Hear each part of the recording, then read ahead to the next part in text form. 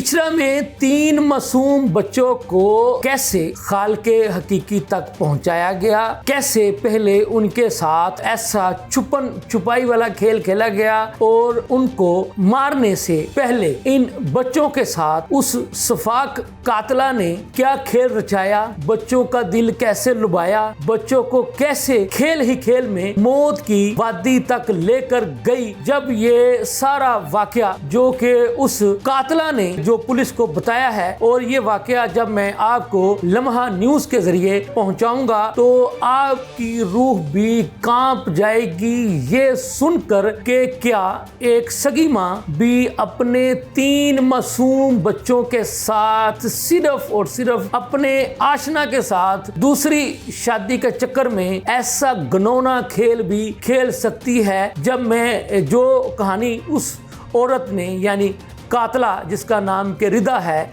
जिसने पुलिस को तफ्तीश के दौरान ये कहानी बताई है कि उसने कैसे अपने 3 मासूम बच्चों को मौत की नींद सुलाया था, तो यकीन जानिए कि आपकी रूह अगर ना काम गई तो मुझे आप पकड़ लीजिएगा। मैं यकीन करें कि ये बात बताना नहीं चाहता था, नहीं ये लोगों को तक ये बात पहुंचाना चाहता था, लेकिन मुझे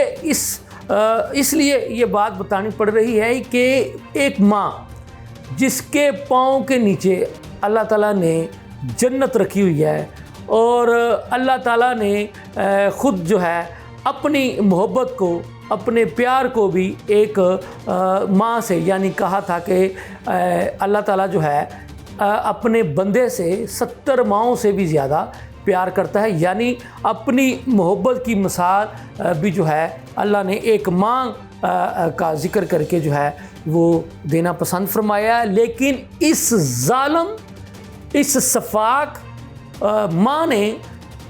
अगर ये कहा जाए कि सब माँओं के दिल जो है वो शर्म से झुका दिए हैं, और अगर ये कहा जाए कि ये वाली माँ यानी जो रिदा, ये जो कातला माँ जो है, इसने सब माँओं के सर शर्म से झुका दिए हैं, तो ये बेजा ना होगा। बहुत ही मोहतात अंदाज में मैं इन लफ्ज़ों की अदायगी करने की कोशिश कर रहा हूँ,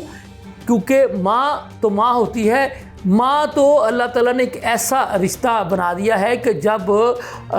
माँ और बाप, ये एक ऐसा अल्लाह ताला ने रिश्ता बना दिया है। अल्हम्दुलिल्लाह मैं ख़ुद बाप हूँ। जब आप माँ बाप के दर्जे पर फायज़ होते हैं ना, तो अल्लाह ताला की तरफ से आपके अंदर एक ऐसी हिस्स कह लें, एक ऐसा एहसास कह लें, एक ऐसा जज्बा अपने आप पैदा हो जाता है जब आप वालिदैन बन जाते हैं कि आपको तो अब किसी दूसरे के बच्चे की तकलीफ़ भी अपने बच्चे जैसी महसूस होती है, क्योंकि आप उस वालिदैन का और उस बच्चे का दुख दर्द महसूस करने की आपको अल्लाह ताला जो है ना वो हिस्स जो है जब आप वालिदैन बन जाते हैं तो अल्लाह वो डाल देता है। तो आज बतौर बाप मुझे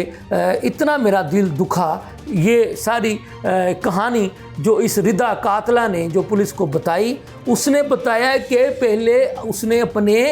3 बच्चों को मारने से पहले सबसे पहले उसने अपनी छोटी जो 1.5 साल की जो बच्ची है उसको बेड पर ही खालके हकीकी के साथ जा मिलाया। वो जो है ना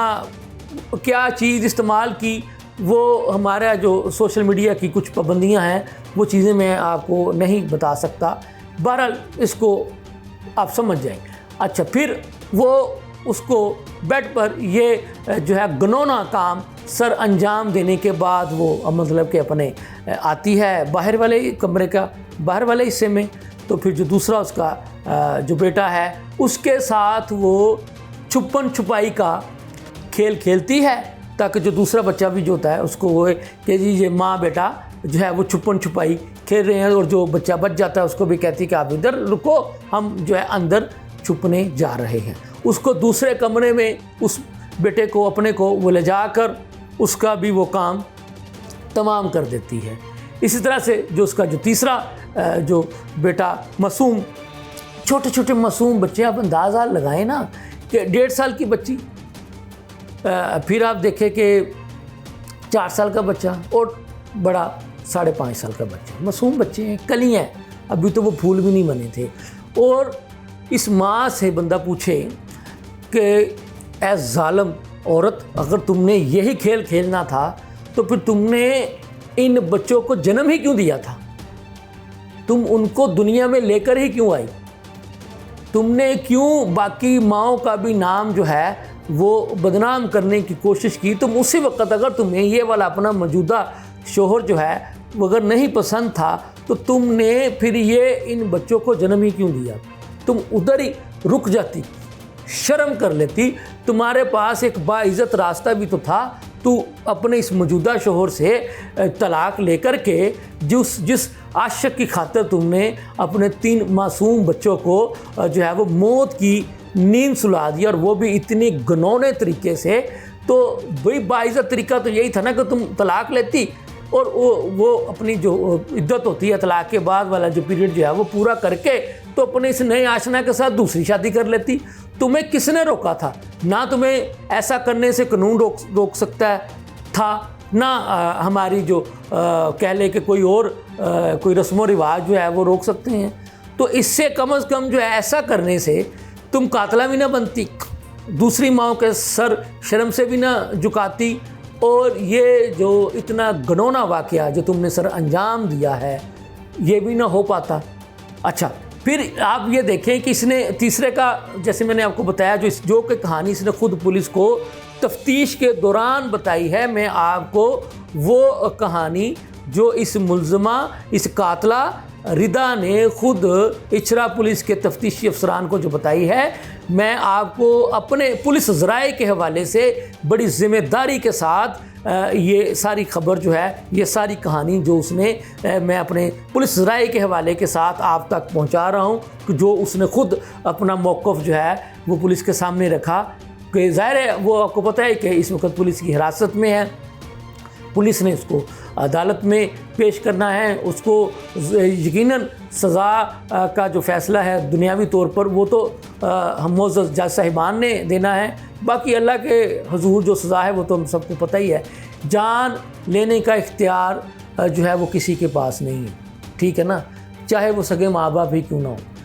तो ये तो उनके पास इख्तियार नहीं, ये तो मेरे अल्लाह की इमानत है। हम सबको अल्लाह ताला ने पैदा किया है, तो ये जान भी अल्लाह ताला की ही अमानत है। वही हमें पैदा करने वाला है, वही हमें जो है वो अपने पास बुलाने वाला है। वो अपने तरीके से बुलाए तो और बात है, लेकिन किसी के पास ये इख्तियार नहीं है, भले वो सगे वालिदैन ही क्यों ना हो,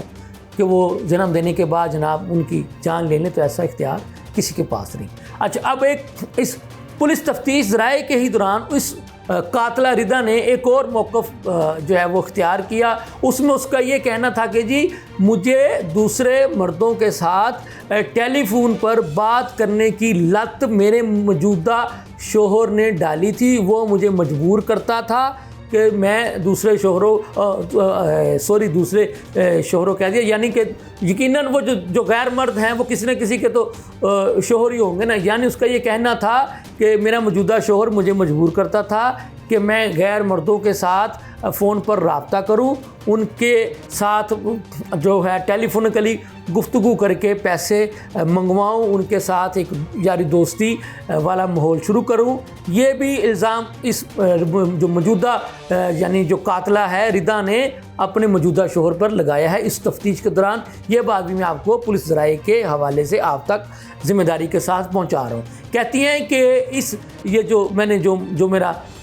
मौजूदा जो आशिक है, जिसको पाने की खातिर मैंने ये सारा खेल जो है वो सर अंजाम दिया, तो उसके साथ भी मेरी दोस्ती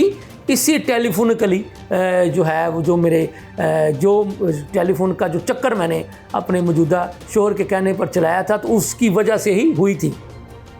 तो फिर उसने मौक़िफ़ इख्तियार किया कि ये बच्चे जो हैं मेरे, और ये जो मैंने जो एक नया आशिक जो है जो घेरा था, तो जब मैं चूँकि उसके साथ शादी करना चाहती थी, तो उसकी राह में ये जो मौजूदा शोहर के बच्चे थे वो रुकावट बन रहे थे।